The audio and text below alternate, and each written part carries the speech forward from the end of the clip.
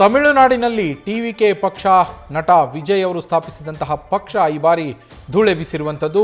ಅತಿ ದೊಡ್ಡ ಪಕ್ಷವಾಗಿ ಹೊರಹೊಮ್ಮಿರುವಂಥದ್ದು ಟಿವಿಕೆ ತಮಿಳುನಾಡಿನಲ್ಲಿ. ಆದರೆ ಅತಿ ದೊಡ್ಡ ಪಕ್ಷವಾಗಿ ಹೊರಹೊಮ್ಮಿದಾಗಲೂ ಕೂಡ ಟಿವಿಕೆಗೆ ಮೆಜಾರಿಟಿಯನ್ನು ಗಳಿಸೋದಕ್ಕೆ ಸಾಧ್ಯವಾಗಿಲ್ಲ. ಮೆಜಾರಿಟಿ ಗಳಿಸುವಲ್ಲಿ ವಿಫಲವಾಗಿದೆ. ಟಿವಿಕೆ ಪಕ್ಷಕ್ಕೆ ತಮಿಳುನಾಡಿನಲ್ಲಿ ಮ್ಯಾಜಿಕ್ ನಂಬರ್ ಸಿಗಲಿಲ್ಲ. ಮ್ಯಾಜಿಕ್ ನಂಬರ್ಗೆ ಬೇಕಾಗಿದ್ದು 118 ಕ್ಷೇತ್ರಗಳು.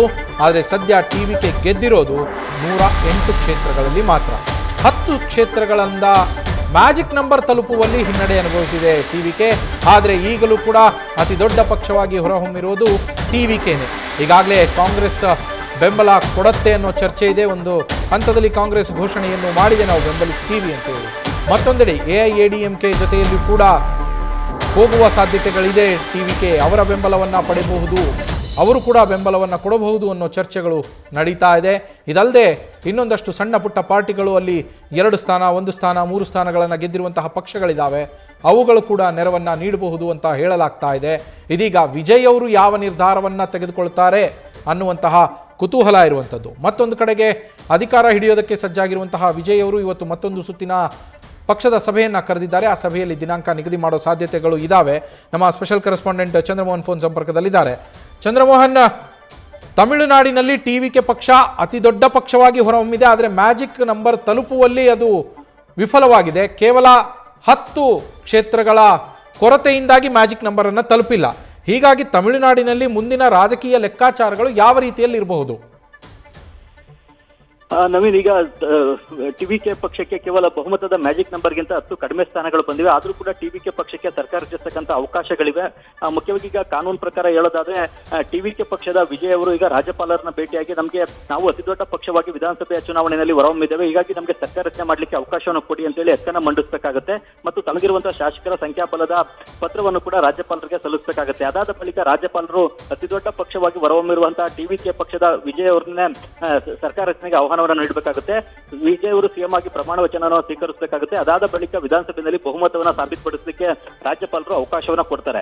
ಆಗ ಬಹುಮತವನ್ನ ವಿಧಾನಸಭೆಯಲ್ಲಿ ಸಾಬೀತುಪಡಿಸಬೇಕಾಗುತ್ತೆ.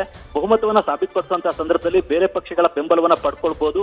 ಇಲ್ವೇ ಯಾವ್ದಾ ವಿಧಾನಸಭೆಯಲ್ಲಿ ಆಯ್ಕೆ ಆಗಿರ್ತಕ್ಕಂಥ ಶಾಸಕರುಗಳಲ್ಲೇ ಕೆಲವು ಶಾಸಕರನ್ನ ಸುಮಾರು 10ರಿಂದ 20 ಮಂದಿ ಶಾಸಕರನ್ನ ಸದನದಿಂದ ವಿಶ್ವಾಸಮತ ಯಾಚನೆಯ ಸಂದರ್ಭದಲ್ಲಿ ಗೈರು ಹಾಜರಾಗುವಂತೆ ನೋಡ್ಕೊಳ್ಬೇಕಾಗುತ್ತೆ. ಗೈರು ಹಾಜರಾದಂತಹ ಸಂದರ್ಭದಲ್ಲಿ ಶಾಸಕರ ಒಟ್ಟು ಸಂಖ್ಯಾಬಲವೇ ಕುಸಿತ ಆಗುತ್ತೆ. ಸದನದಲ್ಲಿ ಹಾಜರಿರತಕ್ಕಂಥ ಶಾಸಕರ ಪೈಕಿ 50% ಶಾಸಕರ ಬೆಂಬಲ ತಮಗಿದೆ ಅನ್ನೋದನ್ನ ವಿಜಯ್ ಅವರು ಸಾಬೀತುಪಡಿಸಬೇಕಾಗುತ್ತೆ. ವೋಟ್ನ ಮೂಲಕ ಸಾಬೀತುಪಡಿಸಿದ್ರೆ ಅವರು ಬಹುಮತವನ್ನ ಸಾಬೀತುಪಡಿಸಂತಾಗುತ್ತೆ. ಹಾಗಾಗಿ ಈಗ ಎಐಎಡಿಎಂಕೆ ಪಕ್ಷದ ಕೆಲವು ಎಂಎಲ್ಎಗಳನ್ನ ಸುಮಾರು 10ರಿಂದ 20 ಮಂದಿ ಎಂಎಲ್ಎಗಳು ವಿಶ್ವಾಸಮತ ಯಾಚನೆ ಸಂದರ್ಭದಲ್ಲಿ ಗೈರು ಹಾಜರಾದರೂ ಸಾಕು, ವಿಜಯ್ ಅವರು ಬಹುಮತವನ್ನ ಸಾಬೀತುಪಡಿಸಲಿಕ್ಕೆ ಅವಕಾಶ ಆಗುತ್ತೆ.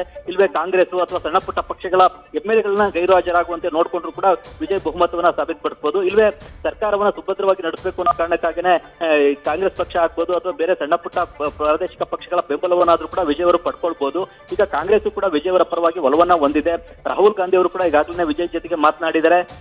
ಕಾಂಗ್ರೆಸ್ ಈಗ ವಿಜಯ್ ಕಡೆಗೆ ಒಲವನ್ನ ತೋರಿಸ್ತಾ ಇದೆ. ಹಾಗಾಗಿ ಕಾಂಗ್ರೆಸ್ ಪಕ್ಷದ ಎಂಎಲ್ಎಗಳ ಬೆಂಬಲವನ್ನ ಹೈಕಮಾಂಡ್ ನೀಡುವಂತ ನಿಟ್ಟಿನಲ್ಲೂ ಕೂಡ ತೀರ್ಮಾನವನ್ನ ತೆಗೆದುಕೊಳ್ಬಹುದು. ಜೊತೆಗೆ ಎಐಎಡಿಎಂಕೆ ಪಕ್ಷ ಕೂಡ ವಿಜಯ್ ಅವರ ಜೊತೆಗೆ ಸಂಪರ್ಕದಲ್ಲಿದೆ. ಹೀಗಾಗಿ ಎಐಎಡಿಎಂಕೆ ಪಕ್ಷದ ಬೆಂಬಲವನ್ನ ಟಿವಿಕೆ ವಿಜಯ್ ಅವರು ಪಡ್ಕೊಳ್ತಾರೆ ಅನ್ನೋದು ಕೂಡ ಈಗ ಕುತೂಹಲಕ್ಕೆ ಕಾರಣ ಆಗಿದೆ. ಆದ್ರೆ ಎಐಎಡಿಎಂಕೆ ಪಕ್ಷ ಈಗ ಬಿಜೆಪಿ ಜೊತೆ ಮೈತ್ರಿಯನ್ನ ಮಾಡ್ಕೊಂಡಿರೋದ್ರಿಂದಾಗಿ ಎಐಎಡಿಎಂಕೆ ಬೆಂಬಲವನ್ನ ವಿಜಯ್ ಅವರು ಪಡ್ಕೊಳ್ಳದೇನೂ ಇರಬಹುದು. ಆದ್ರೂ ಕೂಡ ಒಂದು ಮೈನಾರಿಟಿ ಸರ್ಕಾರವನ್ನ ನಡೆಸಲಿಕ್ಕೆ ಅವಕಾಶ ಇದೆ. ಹಿಂದೆ PV ನರಸಿಂಹರಾವ್ ಅವರು ಕೂಡ ಲೋಕಸಭೆಯಲ್ಲಿ ಮೈನಾರಿಟಿ ಬೆಂಬಲವನ್ನು ಹೊಂದಿದಂತಹ ಸಂದರ್ಭದಲ್ಲೂ ಕೂಡ ಸರ್ಕಾರವನ್ನ ನಡೆಸಿದ್ದಾರೆ. ಅದೇ ತಂತ್ರವನ್ನ ಈಗ ಟಿವಿಕೆ ವಿಜಯ್ ಅವರು ಕೂಡ ತಮಿಳುನಾಡು ವಿಧಾನಸಭೆಯಲ್ಲಿ ಅನುಸರಿಸಬಹುದು. ಆದ್ರೆ ಅವರು ಮುಖ್ಯಮಂತ್ರಿಯಾಗಿ ಪ್ರಮಾಣ ವಚನ ಸ್ವೀಕರಿಸಲಿಕ್ಕೆ ಈಗ ಯಾವುದೇ ಅಡ್ಡಿ ಕೂಡ ಇಲ್ಲ. ಆದ್ರೆ ಬಹುಮತವನ್ನ ಸಾಬೀತುಪಡಿಸಬೇಕಾಗುತ್ತೆ. ಒಮ್ಮೆ ಬಹುಮತವನ್ನ ಸಾಬೀತುಪಡಿಸಿದ ಬಳಿಕ ಮುಂದಿನ 6 ತಿಂಗಳವರೆಗೆ ಅವರ ವಿರುದ್ಧ ಮತ್ತೆ ಅವಿಶ್ವಾಸ ನಿರ್ಣಯವನ್ನು ಮಂಡಿಸಲಿಕ್ಕೆ ವಿರೋಧ ಪಕ್ಷಗಳಿಗೂ ಕೂಡ ಅವಕಾಶ ಇರೋದಿಲ್ಲ. Naveen, thank you Chandramohan. News first ನಿರ್ಭೀತಿಯಿಂದ ನಿಮ್ಮ ಪರವಾಗಿ.